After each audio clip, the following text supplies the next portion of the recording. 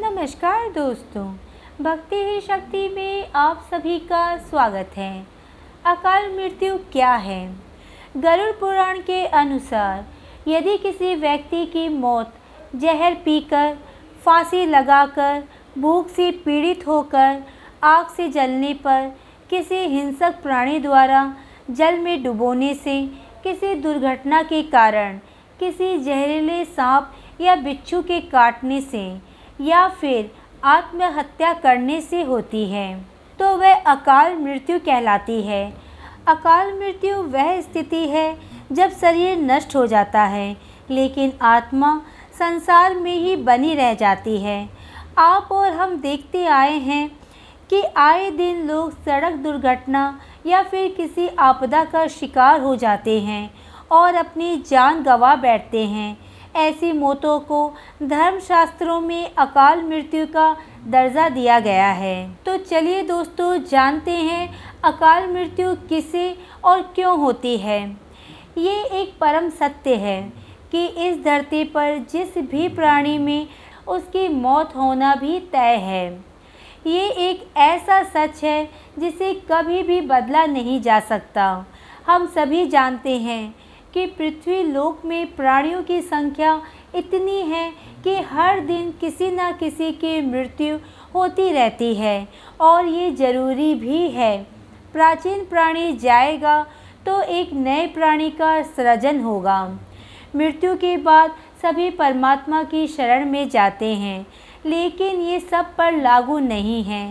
सीधी सी बात है कि हर प्राणी को मोक्ष प्राप्त नहीं होता। इनमें से कुछ ऐसे भी होते हैं जिनकी आत्मा सदियों तक पृथ्वी लोक में ही भटकती रहती है और इसका कारण है उनकी अकाल मृत्यु होना, यानी भगवान का दिया हुआ पूरा जीवन ना जीना। आइए अब जानते हैं कि अकाल मृत्यु कैसे होती है। हमारे वेदों में मनुष्य की उम्र 100 साल निर्धारित की गई है, तो अकाल मृत्यु क्यों होती है? इन 100 साल की निर्धारित उम्र में दुष्कर्म को नहीं मिलाया गया है।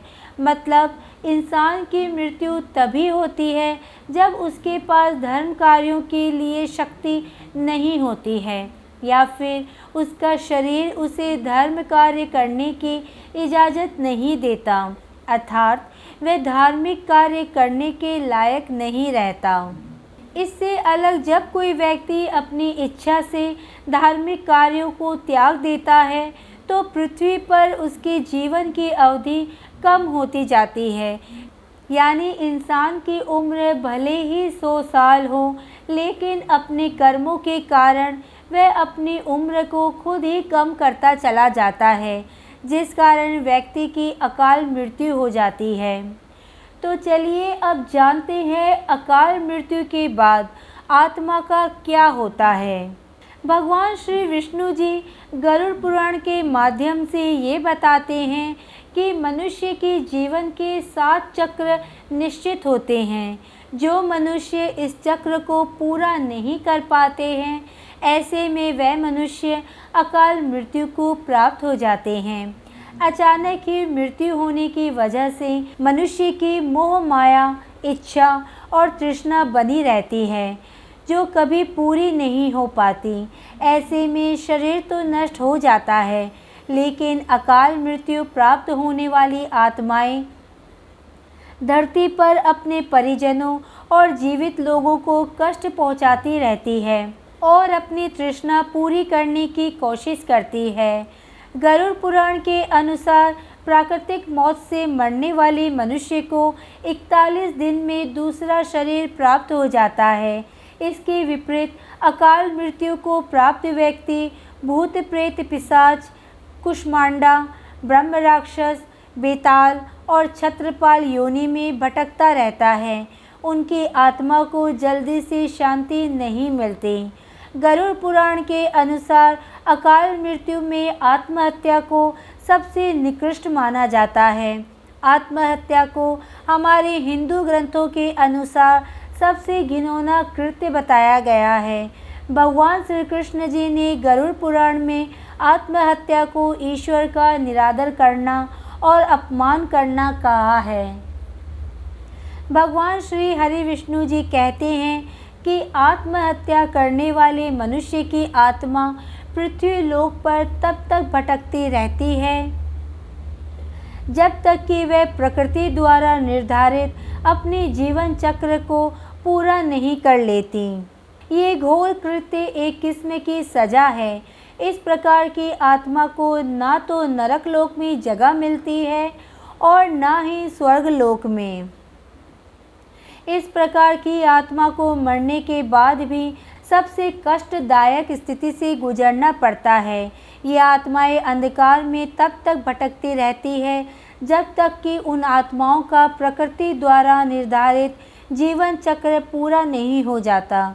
आत्महत्या करने वाली आत्माओं के कष्ट को तो दूर नहीं किया जा सकता, लेकिन गरुड़ पुराण में अकाल मृत्यु को प्राप्त मनुष्य की आत्मा की शांति हेतु कई उपाय और मंत्र बताए गए हैं, जिन उपायों को घर के परिजन द्वारा किया जाता है और जिससे अकाल मृत्यु को प्राप्त मनुष्य की आत्मा इन उपाय और मंत्रों द्वारा शांत की जाती है और तब वह आत्मा घर के लोगों और बाहरी लोगों को कष्ट नहीं पहुंचाती। लेकिन आत्मा को इन उपाय और मंत्र के द्वारा केवल शांति होती है, उसे मोक्ष की प्राप्ति नहीं होती जब तक उसका निर्धारित जीवन चक्र पूरा नहीं हो जाता। क्या है अकाल मृत्यु के संकेत अर्थात अकाल मृत्यु के लक्षण?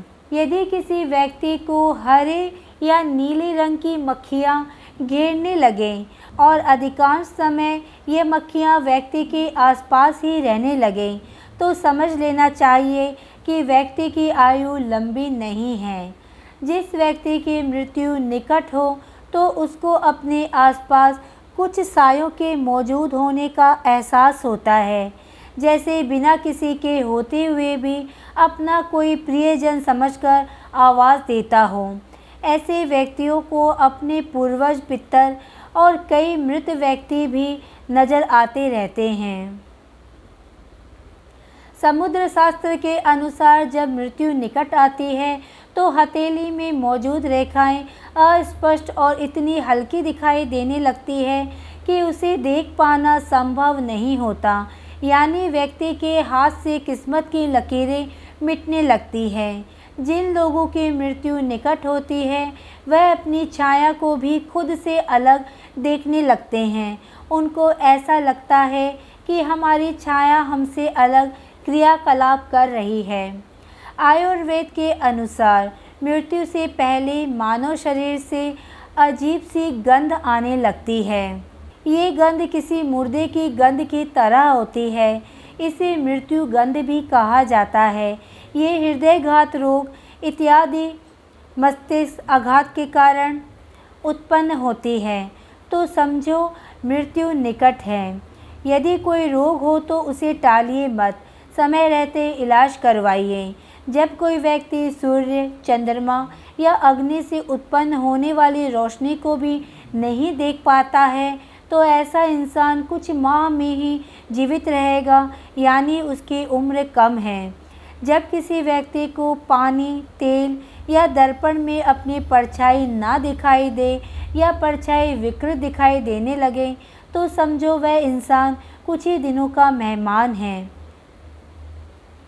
जब कोई व्यक्ति नशा, रोग, अत्यधिक चिंता या अत्यधिक कार्य करता है तो उसके भीतर की सभी नाड़ियाँ अधिक कमज़ोर हो जाती है। ऐसे व्यक्ति की आंखों के सामने उठते बैठते समय या किसी भी समय बार बार अंधेरा छा जाता है। ऐसे व्यक्ति की मौत भी नज़दीक होती है। आज की वीडियो में बस इतना ही। अगर आपने मुझे अब तक सब्सक्राइब नहीं किया है तो सब्सक्राइब ज़रूर करें, कमेंट और लाइक करना ना भूलें। इसी कामना के साथ कि आप हमेशा खुश रहें, स्वस्थ रहें। नमस्कार।